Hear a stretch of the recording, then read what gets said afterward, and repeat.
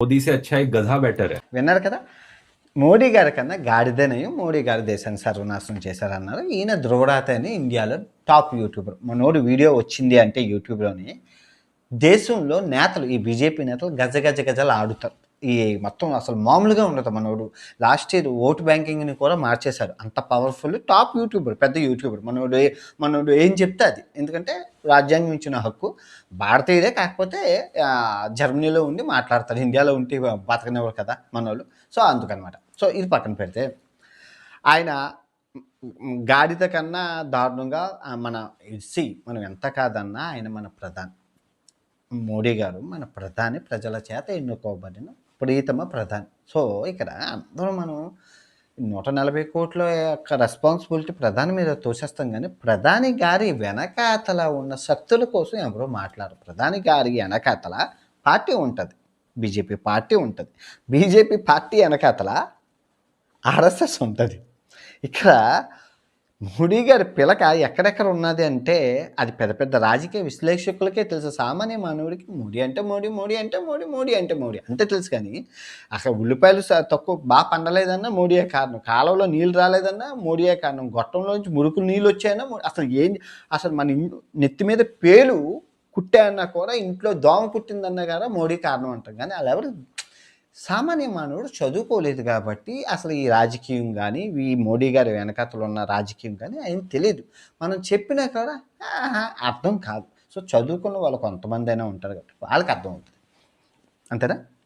ఇక్కడ మనం మోడీ గారిని నిందించేసి మనం అనేసే కన్నా ఇక్కడ సమస్యలు, మనం 2026 ప్రధాన సమస్యలు, మన దేశం ఎదుర్కొంటున్న సమస్యలు చూసుకుంటే ఫస్ట్ ఆఫ్ ఆల్ మత విద్వేషాలు ప్రధాన ఎజెండాలో ఉన్నాయి. ఎందుకంటే నేను ఫేస్ చేశాను, నేను చూశాను కాబట్టి కళ్ళారా. తప్పు లేదు, 10 లక్షలు నజరానా ఇస్తాను, నేను దేవుణ్ణి ఎక్కడ తిట్టాను చూపించాను రా, నేను లైవ్ పెట్టినా కూడా ఒక్కరు రాలేదు. తిట్టలేదు, కానీ తిట్టానని ప్రచారం చేసి మత రాజకీయం చేస్తాను. సో ఇప్పుడు అర్జెంటుగా ఒక చట్టం తేవాలి. మతం కోసం ఎవ్వడు మాట్లాడిన, అది ఏ మతమైనా అవని, 3 మతాలు ఏ మతమైనా అవని, మతం కోసం మాట్లాడితే అర్జెంటుగా సెక్షన్ 1 ఏదో ఒక సెక్షన్ వేసి 3 నెలలు జైలు శిక్ష, అట్లీస్ట్ 6 నెలలు జైలు శిక్ష, 1 సంవత్సరం జైలు శిక్ష అంటే సగానికి సగం దరిద్రం పోతుంది. ఈ మత విద్వేషాలు రెచ్చగొట్టి ఎందుకంటే భారతదేశం మతం మత్తులో ఉంది.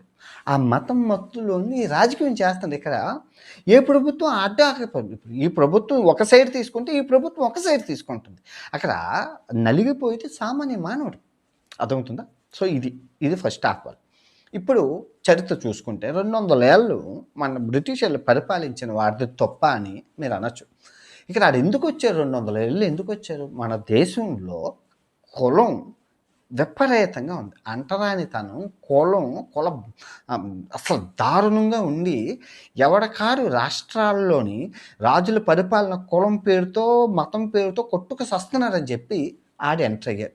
ఎంటర్ అవుతూ క్రైస్తవ మతాన్ని తీసుకొచ్చి అయితే ఇక్కడ ఈ అంటరానితనం వాళ్ళని వీళ్ళని నెమ్మదిగా అటు ఇటు సైడు తిప్పి మనల్ని పరిపాలించడం జరిగింది. అంత జరిగింది, అయిపోయింది. మొత్తానికి స్వతంత్రం వచ్చాక ఇప్పుడు అసలు కథ మొదలైంది. చేశారు, 70 ఏళ్ళు కాంగ్రెస్ పరిపాలన సాధించారు. ఓకే, ఏం జరిగిందా అంటే జరిగింది. జరిగింది. ఎలాగ ప్రూఫ్ ఏంటి అంటే చైనాయే ప్రూఫ్. అదేంటి కాంగ్రెస్ పరిపాలిస్తే చైనాని ప్రూఫ్ చూపించడం ఏంటో పిచ్చోడా అంటే చైనా ఎదుగుదల ఎందుకంటే ఇద్దరు ఒకేసారి స్టార్ట్ అయ్యారు. వాళ్ళకన్నా ముందే మనమే స్టార్ట్ అయ్యాం, అర్థమైందా? 47లో మనం స్టార్ట్ అయ్యాం, 48లో వాళ్ళు స్టార్ట్ అయ్యారు.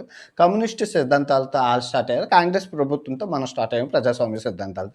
వాళ్ళు ఎక్కడో ఉన్నారంటే ఎందుకు ఉన్నారంటే వాళ్ళ మానవత్వాన్ని ముందు పెట్టి అమెరికాని ఢీకొట్టి అమెరికాకి ధీటుగా నిలబడ్డారు. ఓకే, మరి మనం మానవత్వాన్ని ఎక్కడా పెట్టలేదు. మనం మతాన్ని ముందు పెట్టుకున్నాం. మతాన్ని ముందు పెట్టి రాజకీయం చేసి గోవిందా చేసాం. ఓకే, పాయింట్కి వద్దాం. సో కాంగ్రెస్ ప్రభుత్వం 70 ఏళ్ళు అయిపోయింది. ఇప్పుడు బీజేపీ ప్రభుత్వం 20 సంవత్సరాలు. వీళ్ళేం చేశారు బ్రో అంటే, మరి వాళ్ళు ఏం చేశారు? వాళ్ళు చేసిన దానికి చైనా ప్రూఫ్ ఉంది, మరి వీళ్ళు చేసిన దానికి బంగ్లాదేశ్, పాకిస్తాన్ ప్రూఫ్లు ఉన్నాయి. అదేంటి మళ్ళీ ఏమి బంగ్లాదేశ్, పాకిస్తాన్ ఎదిగిపోయిందంటే వాళ్ళు చేసిన దానికి చైనా ఎదిగితే వీళ్ళు చేసిన దానికి వీళ్ళిద్దరూ బూచీలుగా చూపించి మనం రాజకీయం చేసాం. ఇక్కడ ఇంకా మీకు డీప్‌గా ఎక్స్‌ప్లనేషన్ చేస్తాను.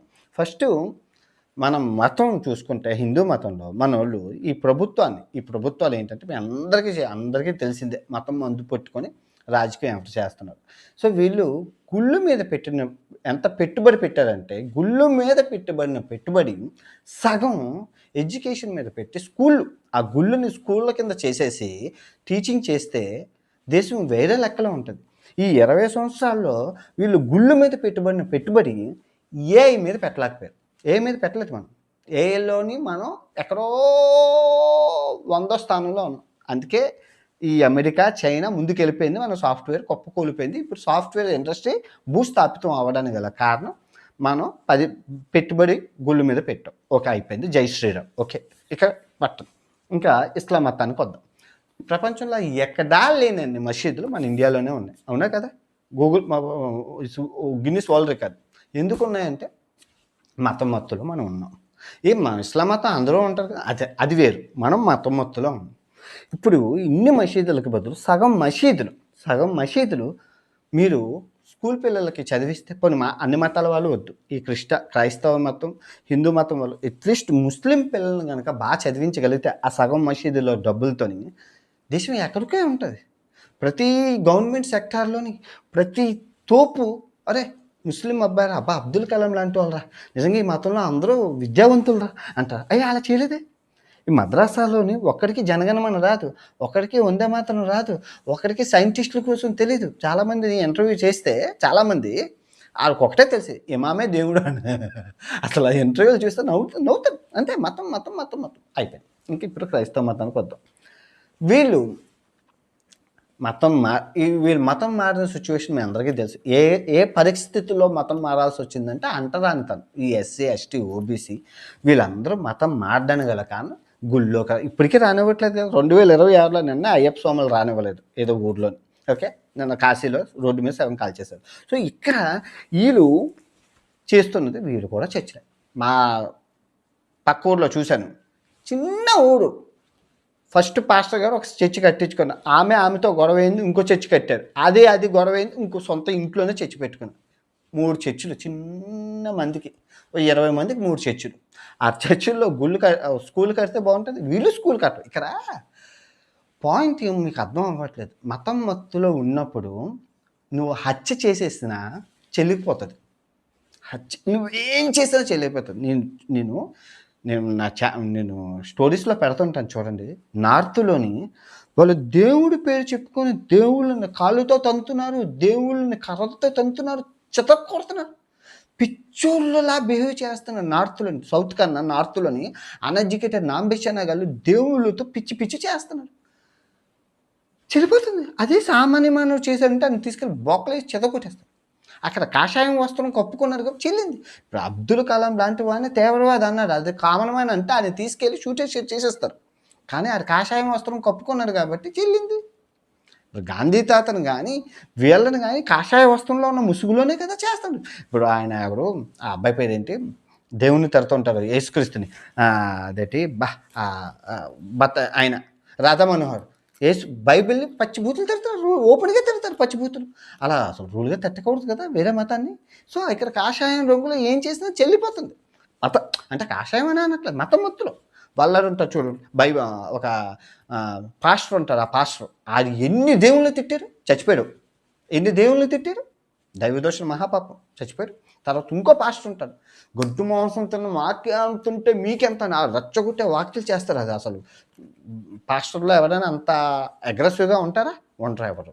చాలా శాంతి స్వరూపం ఉంటారు. కానీ ఈయన సంపేస్తాను నడికేస్తాను దండ్రగా అంటారు. ఇప్పుడు ఇంకా ముస్లిం ఆయన 15 నిమిషాలు ఛాన్స్ ఇస్తే ఇదే మతం మత్తులో దేశాన్ని మత విద్వేషాలు రెచ్చగొట్టు పబ్బం కొడుకుంది. ఇదంతా రాజకీయం. సరే ఇప్పుడు మనం ఇది ఆపలేము అంటే దాన్ని నుంచి మత విద్వేషాల నుంచి యువతని మనం సైడ్ చేసి పక్కదో పెడితే దేశం బాగుంటుంది. కానీ అవ్వదే. యువతను లాక్కొని తీసుకొచ్చి అన్ని చేస్తుంది ఇన్స్టాగ్రామ్లే కదా. ఇప్పుడు ఇన్స్టాగ్రామ్లో నేను అన్నట్లు మత విద్వేషాలు చేసిన మీద సెక్షన్ 111 ఏదో కొత్త సెక్షన్ వేసి 3 నెలలు జైలు సెక్షన్ వేస్తే ఆటోమేటిక్గా ఈ టీనేజ్లోని పోతుంది. ఎక్కడ చూడండి నాన్సెన్స్ అవ్వట్లేదా? సో ఇది మెయిన్ మత విద్వేషాలతో మన దేశం ఇలా ఉంది. మతం మత్తులో నాకు కూడా తెలీదు. దైవ సాక్షిగా నాకు తెలీదు. నేను ఆ దేశం ఉంది, ఈ దేశం ఉంది, ఇంకే దేశం ఉంది, ఇంకో దేశం ఉంది అన్నాను కానీ మన దేశమే మతం మత్తులో ఉంది. మతం మత్తులో ఉన్న దేశాలు ఏవి అభివృద్ధి సాధించలేదు, అన్నీ సర్వనాశనం అయిపోయాయి.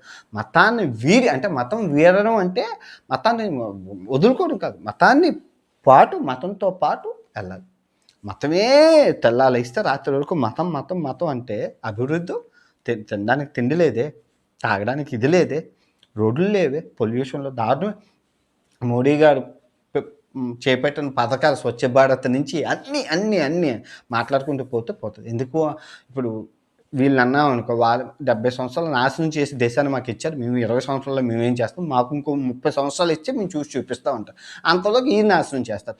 ఈ 70 సంవత్సరాలు నాశనం చేసి అయితే ఆ నాశనం చేశారు కదా, మేము ఆడితో కంపేర్ చేస్తే తక్కువ నాశనం చేస్తూ మాకు ఇవన్నీ మళ్ళీ అంటారు. సో ఇక్కడ సామాన్య మానవుడు సర్వనాశనం అయిపోతాడు. భారతదేశంలో పరిస్థితి సామాన్య మానవుడు చెప్తాను. సామాన్య మానవుడికి ప్రపంచంలో సామాన్య మానవుడు వీధి కుక్క. జాగ్రత్తగా ఉంది. సామాన్య మానవుడు వీధి కుక్కకి ప్రపంచంలో ఎక్కడైనా గాలి మంచిది దొరుకుతుంది, నీళ్ళు రోడ్డు మీదకి వెళ్ళి తాగుతారు. ఏ దేశంలో అయినా, ఆఫ్రికాలో చెప్తున్నాను, నీళ్ళు గాలి ఆహారం ఆఫ్రికాలో రోడ్డు మీదకి వెళ్తే దుంపలు దొరుకుతాయి, దుంపలు తీసి తినేస్తారు, ఆరోగ్యకరం.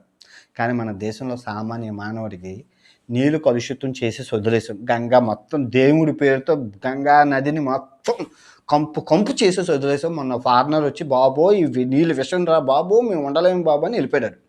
ఆ తర్వాత ఆహారం కెమికల్, ఎందుకంటే జనాభా తప్పదు, మనం ఆరోగ్యంగా పండిద్దామంటే అవ్వదు, మనకి బాగా కెమికల్ వేసి వ్యాపారం ఆహారం. గాలి కూడా కలుషితం చేసేసాం. ఢిల్లీలో పేదవాడు కుక్క బతికినా చచ్చిపోతాం, గ్యాస్ ఛాంబర్ అయిపోయింది కాబట్టి. ఇప్పుడు పేదవాడు కుక్క ఒకటైనా, విదేశాల్లో పేదవాడు కుక్క ఆనందంగా మంచి గాలి స్వీకరిస్తున్నాయి. కానీ మన దేశంలో పరిస్థితి చూసారా? సో ఇది మనం తగ్గాలంటే అందరం బయటికి రావాలి. మతాన్ని పక్కన పెట్టాలి. పెట్టట్లేదే. కోవా బన్నులో కూడా ముస్లిం మతాన్ని తీసుకొచ్చారు. హలాల్ అంటే ఉమ్ము ఇంజక్షన్లు చేస్తారంట. హలాల్ అంటే దేవుడికి నైవేద్యం. మనం నైవేద్యం పెట్టేటప్పుడు కేశవస్వ మాధవస్వ నైవేద్యం సమర్పయామి అంటున్నాం. అది మన హిందూ మతంలో అంటాం. సేమ్ వీళ్ళు కూడా అల్లాహు అక్బర్ అని చెప్పి దేవుడికి ఈ ప్రాణాన్ని నేను తీస్తున్నాను, నన్ను క్షమించండి హలాల్ అంటారు. ఇక్కడ అన్ని హలాల్ షాపులే ఉన్నాయి. హలాల్ చేయకపోతే తినరు అంటారు. హలాల్ చేయకపోతే తినడం అంటే ఉమ్మేస్తే తినడం కాదు. అక్కడ దేవుడికి ఆ ఆహారాన్ని అర్పించలేదు, దైవ ప్రార్థన చేయలేదు అని చెప్పి పాపం తగులుతుందని తినరు. హలాల్ చేయకపోతే చాలామంది ముస్లిమ్స్ ఫుడ్ తినరు ఇక్కడ. సో ఎడ్యుకేషన్ సిస్టమ్ లేదు. ఈ అన్ని మతాల్లో నాంబేషనాగాళ్ళు ఎంత ఉంటే అంత ఓటు బ్యాంక్ అంత అభివృద్ధి చెందుతుంది. అంటే టిత్ అంటే ఆలోచన విధానం ఉండదు. చదువుకున్న వాడు అందరూ అజ్ఞాతంలో ఉన్నారు. చూసుకో కావస్తే జయప్రకాష్ నారాయణ గారు రోజు ఎంతంత మంచి చెప్తారు. ఎక్కడున్నారు చూడు. చదువుకున్న వాడికి మీరు ఐఏఎస్లకి ఐపీఎస్లకి విలువలు ఇవ్వకుండా, వాళ్ళు చెప్పింది వినకుండా, 10th క్లాస్ ఫెయిల్ అయిపోయినా టీవీ యాంకర్లు ఏం చెప్తే అది వింటున్నారు. 10th క్లాస్ ఫెయిల్ అయిపోయిన టీవీ యాంకర్ ఏం చెప్తే అది వింటున్నారు. వాళ్ళందరూ సూటు కోటు వేసుకున్నారు, జర్నలిజం చేశారనుకుంటున్నారా? 10th క్లాస్ నాంబిషనే కాదు. చెప్పు. ఒక్క అబ్బాయి ఇంటర్వ్యూ ఒకసారి చూడండి, హిందీలో ఉంది. ఒక్కొక్క పాయింట్, నేను కొన్ని పాయింట్లు రాసుకున్నాను, కానీ ఆ పాయింట్లన్నీ ఇప్పుడు చెప్తే నాకు తెలిసి చాలామంది రేపు వచ్చి నా దిష్టి బొమ్మను తగలేసేస్తారు. ఆడు చెప్పాడు, ఆడికేం పోయింది, ఆడు చెప్పింది నేను చెప్పానని చెప్తే మళ్ళీ నన్ను అంటారు. అక్కడ రెడీగా ఈ బెట్టింగ్ గ్యాంగులు గట్ట మామూలుగా కత్తులు అవి నూరుకొని ఉన్నారు. మనం ఏదైనా ఏ ప్రభుత్వం అయినా ప్రజలు బాగుండాలనే కోరుకోవాలి. మీరు ఓటుకి నోటు తీసుకోవడం మీదే తప్పు, అంతే కదా. ఓటుకి నోటు మీరు తీసుకోకుండా ఓటేరు. ఎమ్మెల్యే జీతం నెలకి చూసుకుంటే 1,75,000, ఆడికి సంవత్సరానికి 20 లక్షలు వస్తుంది. ఆడింట్లోకి గ్యాస్కి, ఉల్లిపాయలకి, టమాటాలకి మొత్తం అంతా తీసేస్తే ఒక 10 లక్షలు పోతే 10 లక్షలు ఉంటాయి. ఆడి దగ్గర సంవత్సరానికి 10 లక్షలు, ఓకే. కానీ ఎమ్మెల్యే క్యాండిడేట్కి 20 కోట్ల నుంచి 30 కోట్లు ఎలా ఖర్చు పెడుతున్నారు, ఎక్కడి నుంచి ఖర్చు పెడుతున్నారు, ఎలా ఖర్చు పెడుతున్నారు? మరి ఇప్పుడు ఆడు ఖర్చు పెట్టి మార్కెట్లోకి వచ్చినాక ఆడు వ్యాపారం చేసుకోవాలా? వ్యాపారం చేయాలంటే లంచం తీసుకోవాలంటే హవాలాలు చేయాలా? నేనే ప్రూఫ్. 130 దేశాల్లో, ఒక 50 దేశాల్లో బెనామీలని, హవాలాలని చూసాను నా కళ్ళతో. ఓపెన్‌గా చెప్తారు ఆళ్ళు. మేము ఈ ఎమ్మెల్యేకి హవాలా, మేము ఎంపీకి. ఇక్కడ ఇప్పుడు ఈ కంపెనీకి హెల్ప్ చేసామంటే లంచం ఇక్కడ కదమ్మా. ఆ దేశంలో ఆడుంటాడు, అక్కడ ఇయ్యండి. ఎవడు అంటే అంతే. ఇప్పుడు ఫర్ ఎగ్జాంపుల్ నాకే అనుకో, అలాగా ఏ దేశంలో ఆడు అక్కడ ఉంటాడు. అలా హవాలా అనేది నడుస్తూ ఉంటుంది. హవాలా కోసం డీప్‌గా ఎక్స్‌ప్లనేషన్ తర్వాత వీడియోలో చెప్తాను. కళ్ళు చిట్టాలేకపోతాయి.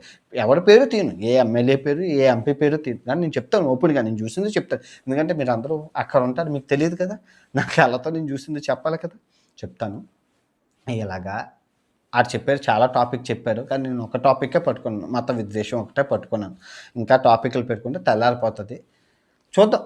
ఎవరు చెప్పినా అదే టాపిక్. నేను ఇప్పుడు ఆడు చెప్పినవి నేను ఆల్రెడీ చైనా సీరీస్‌లో 2023లోనే చెప్పేసాను.